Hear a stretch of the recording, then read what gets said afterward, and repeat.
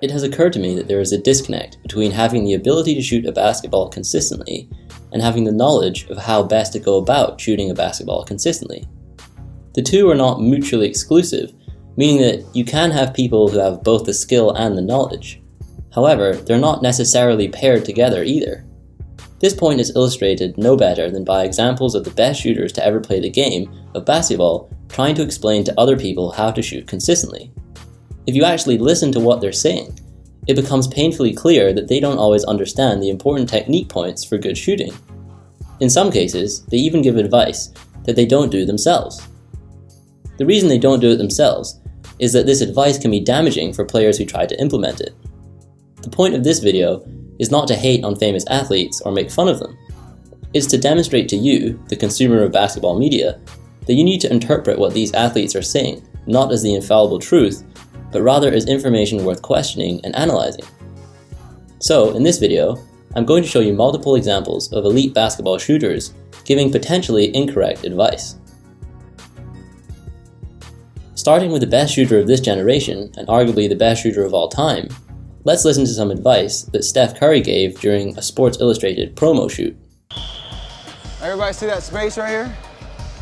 You don't want the ball sitting on your palm like this. You see the difference? No, yes. All right, I want to keep that ball on my fingertips so that I can see a little bit of space in between the ball and your hand. He says that you don't want the ball sitting on your palm like this. He then says that he supposedly keeps the ball on his fingertips and demonstrates how to hold it as such. He says that you should be able to see a little bit of space between the ball and your hand. So let's see if Curry does any of these things when he shoots. Looking from this footage of Curry at Madison Square Garden, we can see that he clearly does not hold the ball the same way that he demonstrated in the earlier video.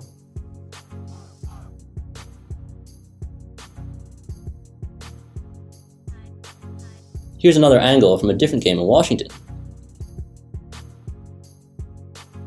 It looks like the very base of his palm is not in contact with the ball, but at least 2/3 of his right palm is in contact with the ball right up until he starts to flick his hand forward to perform the release. Compare this to his earlier demonstration, and you can see that the advice he gives is simply false in his case. There is no way that you can see through the supposed gap between the ball and his palm, and the ball is not resting solely on the fingertips or the finger pads right up until the ball starts to leave his hand. Yet the advice he gave in the other video suggests that the ball should never touch your palm during your shot motion. I want to keep that ball on my fingertips so that I can see a little bit of space in between the ball and your hand. And this is just unrealistic for most people, as the palm can be a very useful stabilizing method for shooters as they raise the ball up to their set point and beyond. Kevin Love is a good three-point shooter, especially for a big man. He's shot 36% from 3 over his career so far, making him the quintessential stretch 4 threat. But Love is even worse than Curry when it comes to giving bad shooting advice. Let's see what he has to say. Kevin? The first thing I gotta do is I gotta make sure that my feet are in line with the basket. Everything has to be coordinated to where the basket is, because when I'm stepping into the shot, I want everything underneath me, everything on balance. So really everything has to be in sync and in tune with the basket. His first point is that your feet should be in line with the basket, meaning that they should point towards the basket. And when he demonstrates this to the viewer, his feet do point towards the basket as he's describing. But looking at a clip of Love shooting in a game, he doesn't have his feet at the same angle. Drawing a line out from his left foot right before he takes off, we can see that it is pointing well off to the left of the basket.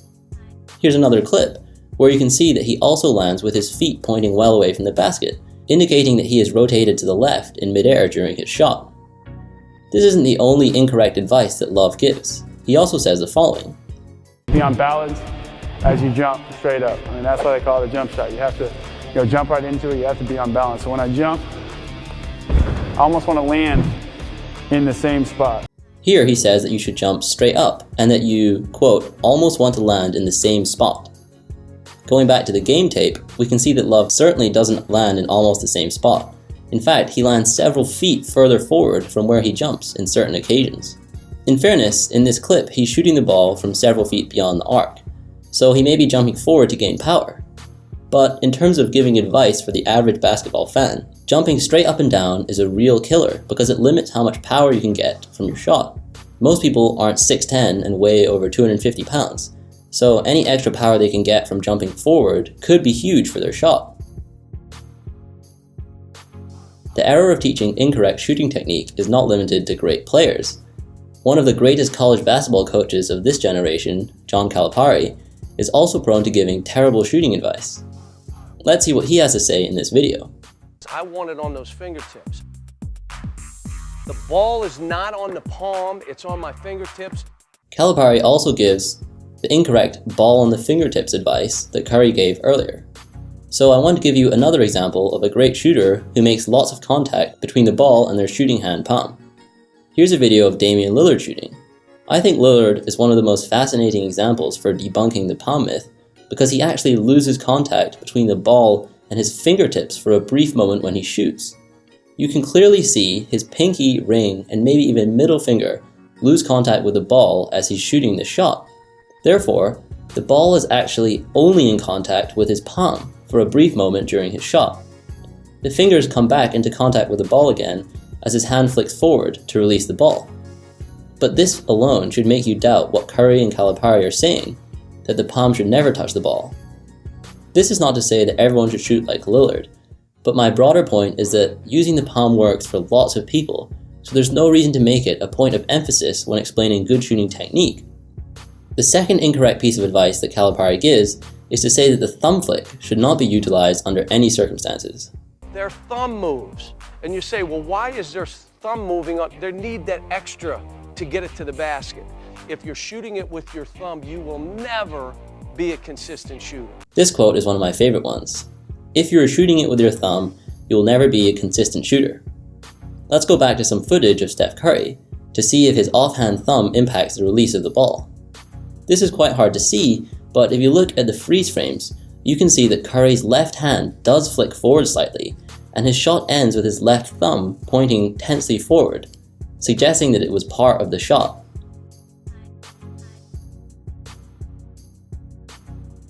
It's fair to say that this is a minor part of the shot, but it looks like it works for Curry. I wonder what Calipari would think if someone pointed this out to him. Remember that the advice these people are giving isn't always bad. Some people shoot well while having significant space between the palm and the ball, and lots of players shoot well without using the thumb flick.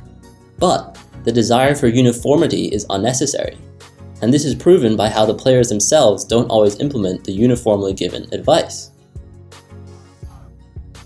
Moving to Steph Curry's future Hall of Fame backcourt partner, Klay Thompson, we have another good example of conflicting information. In a great 538 article from earlier last month, Klay was quoted as saying the following: "So now, every time I just try to get a good shot off and make sure my shoulders are square toward the rim, even if my feet are in an awkward place." Klay seems to be suggesting that players should always have their shoulders square to the rim. I assume he means that he wants the line of the body to be perpendicular to the direction of the basket. And yet, in the Calipari video, Klay says the following: I'm right-handed, so I usually have my right foot a little in front of my left foot, not too far, about shoulder width apart. Let's be clear here. The reason why you would possibly want to put your shooting side foot in front of your offside foot, in this case right in front of left, is so that your entire body no longer faces directly towards the rim. This would naturally mean that your shoulders are not perpendicular to the rim, and in fact turn towards the left if you're right-handed. So Klay gives the practical advice of putting your right foot further forward because he's realized that that's what he does. But he hasn't thought enough about shooting technique to realize that this information is contradictory to the other advice that he gives, which is to make sure that your shoulders are square to the basket. I think a possible reason why Klay does this is that when he says square up to the basket, he doesn't necessarily mean perpendicular to the rim. He could just mean that you should be consistent in where you face when you shoot. But whatever his intention may be, by using the phrase square to the basket, he suggests to people that they should be perpendicular to it. Klay's example is a good one to end on, because it shows that these amazing basketball players either haven't thought much about shooting technique, or don't really care because they've never had to think about shooting technique. This should tell us that you don't need to know much about shooting technique to be a great shooter. Some people just naturally had great shooting technique growing up, and never had to be corrected. But they still took on the information that they've heard from other people, and that's what they regurgitate when asked about it for these video interviews. It's reasonable that people go to great NBA shooters and former NBA shooters for shooting technique advice, as this is the clearest place to start instinctually. But maybe it's time to stop going to them for advice, as these cases prove the lack of a necessary correlation between shooting ability and shooting knowledge. I want to clarify one more time that I am in no way hating on the players or coaches that I critiqued in this video. I'm actually a fan of most of them. I only ask you to think critically about the things that they say, and realize that you don't necessarily have to do what they say in order to become a good shooter. If you enjoyed this video, then please give it a like and subscribe to my channel. Thanks for watching.